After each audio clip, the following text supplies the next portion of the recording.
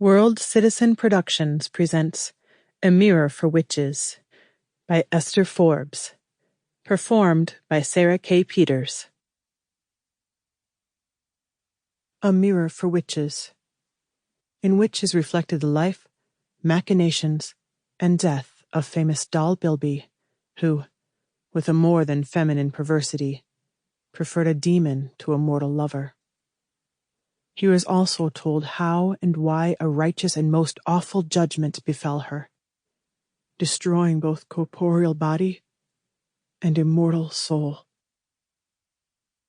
Chapter 1. Certain examples to show Jared Bilby not alone among women in her preference for evil. The cases of Rye, Goose, Lida, Danae, etc., cited.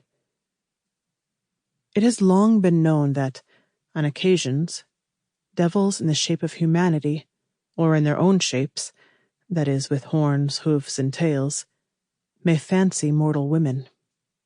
By dark arts, sly promises of power, flattery, etc., they may prevail even upon Christian women, always to the destruction of these women's souls, and often to that of their bodies. For in Northumberland, Mesley Rye was burned in 1616 because she had taken a fiend to love. A few years later, Christy Goose, a single woman upwards of 40 years, suddenly flew lunatic, and that upon the Lord's Day. Then she did confess that each night and every night the devil, wickedly assuming the shape of Mr. Oates, God's minister at Crumplehorn, Oxon, came to her through her window.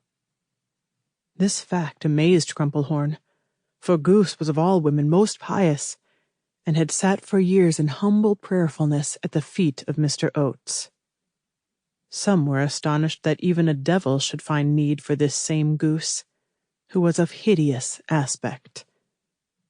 There was a young jade, servant in an alderman's house in London, who, although she confessed nothing and remained obdurate to the end, was hanged and then burned because she bore a creature with horns on its head and a 6-inch tail behind.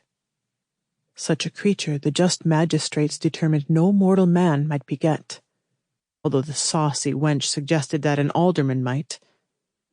Moreover, certain children in the neighborhood testified that they had twice or thrice seen a burly big black man sitting on the ridgepole.